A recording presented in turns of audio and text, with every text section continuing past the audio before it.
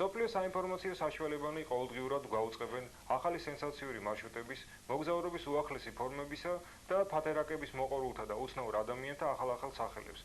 სამწუხაროდ ისეთი სამოგზაურო ტრადიციების მქონე ქვეყანა როგორიცაა საქართველო დღეს ამ კუთხით ნაკლებად არის ცნობილი.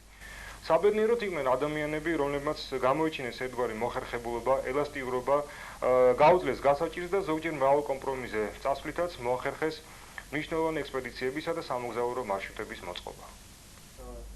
1960 წელს თბილისის სახელმწიფო უნივერსიტეტის პედაგოგებისა და სტუდენტთა ერთმა ჯგუფმა საქართველოს საზღვაო სანაოსნოს დახმარებით ძველ კოლხურ გენჩენილობის შესახებ არსებულ მასალებზე დაყრდნობით ფოთში ააგეს ხომალდი ოქროს აწმისი, შორაპნამდე აიტანეს მატარებლით, გემი მდინარე ყვირილაზე დაუშვეს და გეზი ფოთისაკენ აიღეს.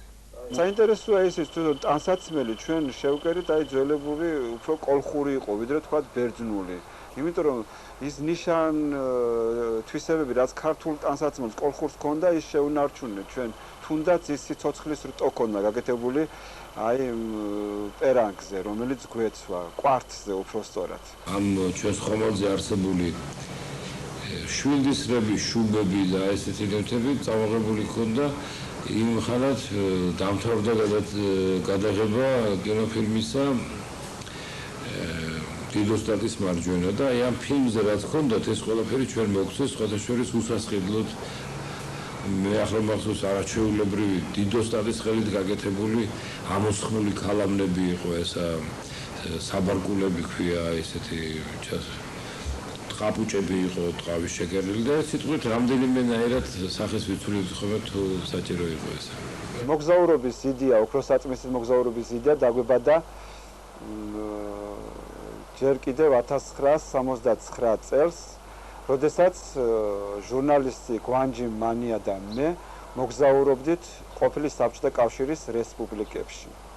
მდინარე ობზე ცურვისას როდესაც დავინახეთ რომ ამდენი გემები დადის ამ მდინარეზე ბატონ გვანჯის და გვანჯიმანიას და მე დაგვებადა სურვილი რომ რატომ არ შეიძლება რომ ან ჩვენს დედა მდინარეზეც იყოს დადიოდეს გემები და აი გადავწყვიტეთ მაშინ რომ ესე აგვეგო ძველებური კოლხური ნავი რომლითაც ვიმოგზაურებდით შორაპნიდან ფოთამდე და იქიდან კიდევ ბათუმში. ქონდა რა თქმა უნდა იდეა რომ საბერძნეთშიც გაგვეხორციელებინა ეს მოგზაურობა, გემი საკმაოდ რომელიც ავაგეთ სოლიდური გემი იყო, ვიდრე მოგზაურობას განვახორციელებდით, მანამდე მე ტივით დავიწყე ზესტაფონიდან და ჩავედი ფოთამდე ეს ტრასა ასე თუ ისე შევისწავლე. მენიჩმეობაც არ ვიცოდით ბევრმა, არ იცოდნენ ბევრმა. მე გემზე თანდათანობით უკვე, როდესაც ფოთში შევცურეთ, უკვე გამობრძმედილი მეზღვაურები იყვნენ სულყველანი. ალბათ მეზღვაურებს დაადგებოდათ იმდენი ტანჯვა, რაც ჩვენ დაგვადგა მდინარე ყვირილაზე და რიონზე ცურვისას.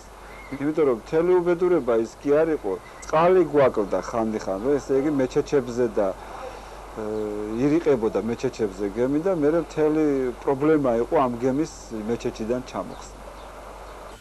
თავი კურიოზი მაინც ჩვენი მგზავრობისა ეს გახლდათ რომ ჩვენ შორის რამდენიმე კაცი იყო ისეთი ვინც ცურვა არ იცოდა. ჩვენ ვიყავით შემხედრები ჩვენს ასე ვთქვათ აზროვნებაში არგონავტებისა, არა მდევრები რასაკვირველია. არც მდევრები, არც ჩვენ არგონავტები არ ვიყავით, ჩვენ ვიყავით მას შემხედრები მათი, ამიტომ ჩვენს ხომალდს დავარქვით ოქროს საწმისი. მისი სახელი, რისი წაღებაც, ასე ვთქვათ, უნდოდათ არგონავტებს კოლხეთიდან. არგონავტების თქმულება, როგორც მითოლოგია, ასევე აპოლონიოს როდოსელის არგონავტების მიხედვით გვიამბობს კოლხეთში დაახლოებით მე-12 საუკუნეში ჩვენს ერამდე, მე-12 საუკუნეში მომხდარი ამბის შესახებ. როდესაც ძველი საბერძნეთიდან იასონის მეთაურობით წამოვიდნენ ეგრეთ წოდებული არგონაველები, როგორც აკადემიები უწოდეს, ანუ არგონავტები ბერძნულად, მოადგნენ მდინარე ფაზის, ამოყვნენ აღმა და მივიდნენ აიეტის სასახლემდე. აიეტის სასახლე სად იყო უშუალოდ ეს დადგენილი არ არის. ორი ძირითადი ვარიანტია თუ შეიძლება ასე ვთქვათ. ან არქეოპოლისი ეგრეთ წოდებულში, ნოქალაქევი, არქეოპოლისი ძველ ქალაქს ნიშნავს წმინდა დიცის შესახებ, ან ქუთაისში. შორაპნამდე არგონავტები არ მოვიდოდნენ ასაკერველი. მაგრამ ჩვენ დავიწყოთ შორაპნიდან მხოლოდ იმიტომ, რომ შორაპნამდე მოდიოდნენ ბერძენთა ხომალდები. ჩვენ შეკრებილები ვიყავით საქართველოს ყველა კუთხიდან. ყველა კუთხე იყო წარმოდგენილი აქ. დასავლეთი, აღმოსავლეთი, სამხრეთი, მთა. ყველასთვის სხვადასხვა გვარად ჩანდა ფაქტიურად დასავლეთ საქართველო. თქვათ იმერლისთვის, ან გურულისთვის, ან მეგრელისთვის, რომელიც ჩვენ ექსპედიციის მონაწილე იყო, ახლობელი იყო, მისი კუთხე იყო, მისი მხარე იყო, მაგრამ ჩვენ ხომ ფაქტიურად პირველად ვიყავით დასავლეთ საქართველოში, აი ასე ახლოს და კარგად რომ უნდა გავცნობოდით მას. და ჩვენ მართლაც გავიცანით მთელი დასავლეთი. ჩვენ გავიცანით იმერეთი როგორც ასეთი.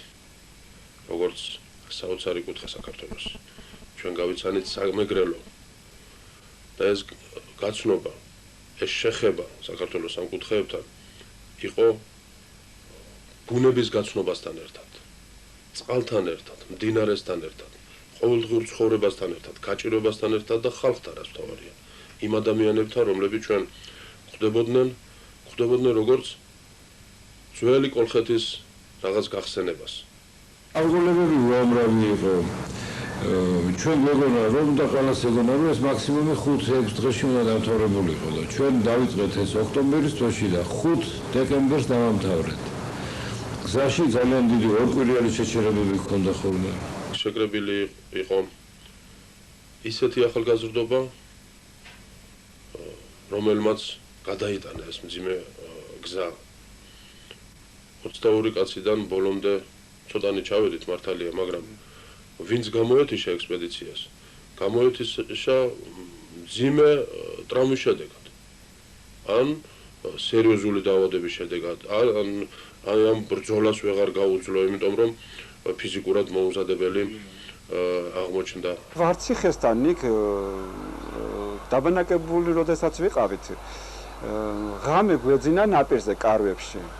და მოვიდა საშინელი წვიმა და მე ვიყავი მორიგე და ბიჭებმა ძალად გამოიყვანეს გემიდან რომ გაცივდებიო და ეს გემი პირველად დავტოვეთ იმ ღამეს და ის საშინლად ადიდდა რიონი დილას რომ გამოვედით გემი აღარ დახვდა. ნუ პატარა ნავი გქონდა ჩავჯექით ამ ნავში 6 ბიჭი, ეკიპაჟის 6 წევრი და გავუყევით ამ მდინარე რიონს რომ იქნებ სადმე დავწევოდით. არ გაგვილია რამდენიმე კილომეტრი და გემი ვიპოვნეთ გარიყული მდინარის მეორე ნაპირას. გავიხარდა ძალიან, მაცნე გავაგზავნეთ ბანაკში, რომ ისინი წამოსულიყვნენ და ტყაჩირის ბორანთან დაგხვედროდნენ და იქ ავიყვანეთ გემზე. ჩვენ გემზე დავსხედით 6 ნიჩაბიზე, მხოლოდ 4 ნიჩაბი იყო ამ დროს. დანარჩენი ნაპირზე იყო გადატანილი და დაუყევით მდინარეს და ძალიან ადიდებული იყო მდინარე. ისე ადიდებული, აქამდე ჩვენ ბორნის ქვეშ ადვილად ვძვრებოდით, იმიტომ რომ მდინარე დაბალი იყო და ნაპირთან ახლოს ბორნის ბაგირის ქვეშ ადვილად გავძვრებოდით და უკვე შორიდან დავინახეთ, რომ ბაგირი არის უკვე მდინარესთან უშუალოდ მდინარის წყალთან ახლოს, რომ ესე იგი აზრი არ იყო იქ რომ გავძვრებოდით და ნუ საშინლად უკვე მასე ჩავარდით, თქვათ საკმაოდ დავფრთხით. მე იქიდან ნაპირიდან ვიღაც მწყესი გვიძახის, რომ დაიღუპებით, გააჩერეთო, მაგრამ როგორ გინდა გააჩერო, ესე იგი ადიდებულ მდინარეში ხომავდი, ვერაფრით ვერ გააჩერებ და მაშინ ერთადერთი ბრძანება გავეცი, რომ ბიჭებო, ესე იგი ჩაწექით გემბანში მეთქი. მაგრამ ჩავწექით გემბანში და დაეჯახა ეს თელი ძალით და ამ ბაგირს ისეთი მძლავრი იყო დაჯახება, რომ წინა ცხვირი ესე გემბანი ერთიანად გადაჭრა ამ ბაგირმა და წინა ცხვირით, ესე იგი რკინა ქონდა მას გაკეთებული ამ ცხვირზე და წინა ცხვირი ჩამოეკიდა ამ ბაგირზე ეს გემი. ესე იგი ეს გემი გვათამაშებს ხან წყალი გვათამაშებს, ხან ასე აიწევა ეს გემი უნდა გადაბრუნდეს, ხან მეორე მხარეს აიწევა. არ ბრუნდება კი. და უკანასკნელ მომენტში როცა უკვე შევატყვეთ რომ გემზე გაჩერება აღარ შეიძლებოდა სათითაოდ ჩავხდით წყალში და გადავცურეთ, ესე იგი რიონი იყო როგორც ზღვა. ზოგი დღეს არის ნემილის მომგვრელი, თორე მაშინ ჩვენ ამაზე არ გვეცინებოდა. მაგალითად, როცა ტყაჩირის მარცხი მოგვივიდა, როცა დაგვემსხრა გემი ფაქტიურად, ხელახლა შეკეთება დაგვჭირდა. დღეს ვიცინით, თორე მაშინ ისეთი რთული მდგომარეობა შეიქმნა, რომ კინაღამ დაგვეღუპა რამდენიმე კაცი. მაგრამ ამ გადარჩენას კი სადაგზა ახლა რა თქმა უნდა კურიოზები და ახლა რაღაც ხემილის მომგვრელი ამბები. ჩვენ თვითონვე ვიგონებდით რაღაც ანეკდოტებს ხსავლით ჩვენს თავზე და შემდეგ ქალაქში რო ჩამოვედით, ქალაქმა თავისი კუდი მოაბა და ესე იგი ჩვენ თვითონაც ბევრს ვიცინოდით, ისეთ რამეს გვიყვებოდნენ ჩვენზე, რაც არ მომხდარა. ერთი ნაწილი ჩვენი ჯგუფი დამშეულები როგორ მიადგნენ ქუთაისში ერთ-ერთ ორგანიზაციას, კერძოდ მილიციას, რომ მიხმარებოდნენ და სადღაც პური შეეძინათ ეშოვათ. ჩვენი გემი კი ამ დროს თავთხელზე იყო გამჯდარი და ჩვენ ძიმე დღეში ვიყავით მაშინ და დააკავეს ისინი. ფსიქიატრიული საავადმყოფოდან მაშინ გაქცეული ყოფილიყო რამდენიმე ავადმყოფი და ეგონათ რომ ისინი იყვნენ და დააკავეს. კარგა ხანს აღურყუდეს, თანაც მთავარი ის არის რომ ვერავით ვერ აუხსნეს, რამდენიც უთხრეს რომ ჩვენ გემით ვართ ბატონო, მეზღვაურები ვართ, სად არის თქვენი გემიო, ხა ესეთი კითხვები იყო იქ გასანებად აგერდგანს რიონზე ახლოს. გასაგებია, მართლაც ღიმილს გამოიწოდა და არასერიოზული განწყობა შეიქმნებოდა და შეიქმნა კიდევაც. და მთავარი ის იყო რომ როდესაც ესენი დააკავეს და აღარ დაბრუნდნენ ჩვენი მეზღვაურები, მერე იძულებულიყო გემის კაპიტანი რაულ ბაბუნაშვილი წასულიყო თავისი მეზღვაურების მოსაძებნად და ისიც იმავე გზაზე მიდიოდა, იმავე მილიციით უნდა გაევლო და იქვე მოხდა ისიც. როგორც კი დაინახეს, მეზღვაურებს ხომ არ ეძებთო უთხრეს. კი ბატონო, მე კაპიტანი ვარ. ახლა თავი უნდა გამოიჩინოს, რომ სამი გეჟი დამწყდეული ყავს. და პირდაპირ სამართყოფოში კი არ რეკავს, არამედ რეკავს რაიკომის დივანთან. ბატონო მდივანო, აგერო იქიდან რო არის გამოქცეულიო სამნიო, აგერ ამყავს ჩაკეტილებიო. ვერაფერი ვერ გავუგე ბატონო, იძახიანო. ეკიპაჟიო, ოქროსაწმისიო, რა ხომალდიო, რაღაცები ვერაფერი ვერ გავუგო. იმან იქიდან დაურეკა. კაცო, შენ გაზეთებს არ კითხულობო? მაგენი ის გიჟები არ არიან, მაგენი სხვა გიჟები არიან. მთავარი საქმე ჩვენი ამ ექსპედიციის დროს იყო ამ ჩვენი გემის მართვა. ეს ურთულეს საქმე იყო. 14 ნიჩბოსანი ვიყავით. აქედან 2 იყო ყველაზე დიდი ნიჩაბი და ერთი მათ შორის მე მქონდა მაშინ. მაგრამ ჩვენი ექსპედიცია მარტო ნიჩბების მოსმა არ გახლდათ. ეს მთავარი იყო მართალია, მაგრამ ამის გარდა კიდევ ბევრს ისეც ვაკეთებდით, რომელიც რა თქმა უნდა წმინდა ესეთ მეზღვაურულ, სხვაზე მოგზაურობის ფარგლებს სცილდება. ბევრი ჩვენთაგანი თავისი სპეციალობის მიხედვით ცდილობდა რომ გაეკეთებინა საქმე. მე ფილოლოგი ვიყავი და მიწევდა სოფლებში გასვლა. იმერული დიალექტის ჩაწერა. მაშინდელი მასალები დღეს როცა ვათვალიერებ ხოლმე სტუდენტის დონეზეც საუკეთესო და ნორმალურად არის ჩაწერილი. ამას იმიტომ ამბობ რომ ჩვენ პასუხისგებლობა გარდა როგორც მეზღვაურისა, სხვა პასუხისგებლობაც საკმაოდ მაღალი და სერიოზული ქონდა. ვთქვათ, შორაპანში, ზესტაფონში, ვარციხეში, ჭყვისში პატარ-პატარა ლექციებით ჩავატარებ მოსახლეობასთან, მოსახლეობასთან, ჩვენს მოგზაურობის მიზეზზე, მიზანზე და საერთოდ ანტიკურ მითოლოგიასთან დაკავშირებით. ეს ჩვენი ოქროსაწმისის დროს, რა თქმა უნდა, ხალხი აბსოლუტურ უმრავლესობა სიხარულითაც ხვდებოდა, სიყვარულით რაც თავარია, გვეხმარებოდნენ. პირდაპირ ლუკმაპური მოჰქონდათ გემბანზე ხოლმე, მაგრამ იყო ბევრი რომლებიც იძახდნენ სულელებია. რა უნდათ, აზდადიან, თო საქმე არ აქვთ. ბატონმა ლევან სანიკიძემ მოგვაკითხა სტუმრად მოვიდა ჩვენთან და ცხვარი ვერძი გვაჩუქა რა, უბრალოდ. ეს ვერძი ჩვენი მოგზაურობის სიმბოლო გახდა. ის ყოველთვის გემბანზე იდგა წინა მხარეს ხომალდისა და ასე რომ ვთქვათ, რაღაც სიხალისე შემოიტანა ჩვენს მოგზაურობაში. ისე შეგვიყვარდა ჩვენ ეს ბატკანი, ასე რომ ვთქვათ, რომ რაღაც შვილის ასოციაციები გაუჩნდა სულ და ვიფერებოდი და განსაკუთრებით მე ვაქცევდი ყურადღებას.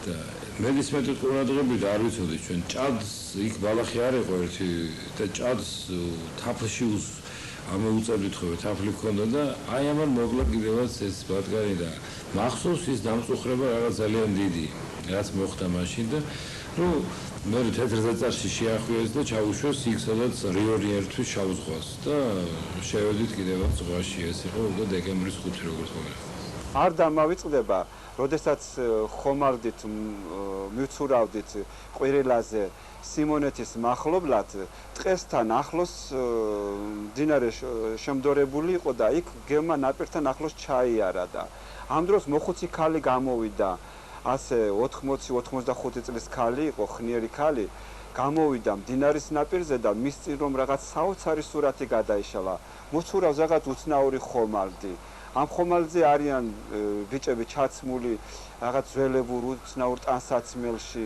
უცნაური ნივთებით და იარაღით აღკაზმულები და მან დაიჩოქა მიხვდა რომ ეს იყო რაღაც კეთილშობილური რაღაც წმინდა საქმე იყო ესა დაიჩოქა მუხლებზე და დააგლოცა თქვენ გაიხარეთ შვილებო ესე იგი პირჯვარი გადაგწერა ყველას და ალბათ იმ მოხუცის ის იყო ლოცვამ გვიწია რომ ჩვენ მრავალი ხიფათი შეგვეფრთხა ჩვენ მოგზაურობისას და ესე იგი არ დამთავრებულა რაიმე მძიმე ფიზიკური ტრამვით ჩვენი მეზღვაურების.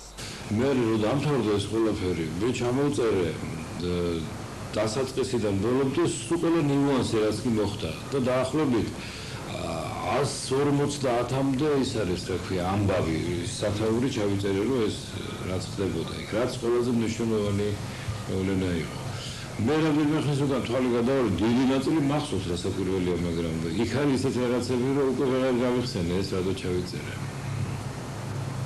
შემდეგ მგონი სადღაც პრესაშიც გამოგვაყდა რომ არაფერი მაინც და მაინც ესეთი არ ყოფილა. ჩვენ რა თქმა უნდა ძალიან დიდი საქმის გამკეთებლად არ მიგვაჩნდა თავი, მაგრამ უბრალოდ შეიძლება უბრალოდ არ იყოს საკმარისი ამისთვის.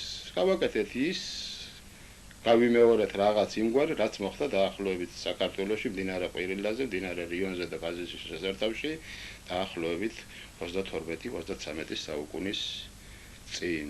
ამაში ჩვენ ხედავდით ერთგვარ რომანტიკასაც რა თქმა უნდა, მაგრამ ისტორიის განმეორებას და ჩვენი მიზანი იყო რომ მოსახლეობისათვის, ხალხისათვის, რომლებიც ამას გაიგებდნენ, გაგვეხსენებინა ჩვენი დიდი წარსული, ჩვენი შორეული წინაპრების საქმიანობა, ამას ჩემი აზრით და პირადად ყველას აზრით, ვინც ჩვენ იქ ვიყავით, ჰქონდა ერთგვარი აღზრდელობითი მნიშვნელობაც, რადგან ადამიანმა თუ თავისი ქვეყნის ისტორია არ იცის, ეს ადამიანი მე არ მიმაჩნია სრულყოფილ ადამიანად, მით უმეტეს ისეთმა ხალხმა, ახლა მაინც და მაინც უნდა დავიწყოთ ქართველების და კოლხების კებას, მაგრამ ისეთი ისტორიის მქონე ხალხმა, როგორც ჩვენ ვართ. ну საინტერესო სხვა რამაც არის, შეიძლება თქვენ არ დაგიშვათ ეს კითხვა, მაგრამ აი აპოლონიოს როდოსელი არგონავტიკაში, რომელიც მითის განმეორების არის შემდეგ მიწია შექმნილი. საოცარი აღტაცებით აღწერს აიეტ მეფის სასახლეს, მის დიდებულებას, მის სიმშვენიერეს, სიმდიდრეს. გასაკვირია კი არ არის ეს, მაგრამ გასაკვირია ეს ბერძენისგან არის თქმული. ბერძნების ხალხი გახლდათ და იყვნენ რომლებიც ბარბაროსებს ეძახდნენ, ყველას ბერძნებს გარდა. და თურმე აპოლონიოს როდოსელმა და არგონავტებმა მიაგნეს ისეთი ქვეყანა და ისეთი სასახლე, რომელიც თვით ბერძენის გაკვირვებასაც იწვევს. ჩვენ ახლა დავანებოთ ახლა წინა ბერძნულ კულტურას, რამდენად საერთო აქვს მამძინა ბერძნულ კულტურას საქართველოსთან და კავკასიურ მოსახლეობასთან, მაგრამ ახლა იმისი თქვა რომ ჩვენ ბერძნებზე ძალიან დიდი კულტურა გქონდა და თუ გნებავთ ბერძნებისოდენი კულტურა გქონდა, შეიძლება მკრეხელობასაც ჩაითვალოს, მაგრამ ბერძენი რომ გავოცებული არის მე-13 საუკუნეში კოლხეთში აიეტ მეფის სასახლით და იქ მიმდინარე პროცესებით ეს ძალიან დიდი რაღაც არის. ძალიან დიდი რაღაც გახლავთ თუ გნებოთ იგივე ლტოლვა ოქროს საწმისისათვის საბერძნეთიდან. დავანებოთ თავი ეს უშუალოდ ოქროს რაღაც იყო, ოქროს წარმოება იყო თუ რაც იყო, მაგრამ არაფრისაგან არასოდეს არაფერი არ შექმნილა და არც ეს მითი და არც ეს ფაქტები შეიქმნებოდა რომ რაღაც წარმოდგენა, რაღაც დიდი წარმოდგენა რომ არ ქონდათ ძველ ბერძნებს მაშინდელ კოლხეთზე. და ამისი გახსენება, ამისი შეხსენება მოსახლეობისათვის ჩვენ მიგვაჩნდა საჭიროდ და კარგი ხასიათი გახოლა ფოთში მე ეს ჩვენი ერთხელ ჩავედი და ვნახე კიდეც ის 2-3 წლის ხო მომენატრად რაღაცა ჩავედი ვნახე მაგრამ მე არ ვიცი საწავიდან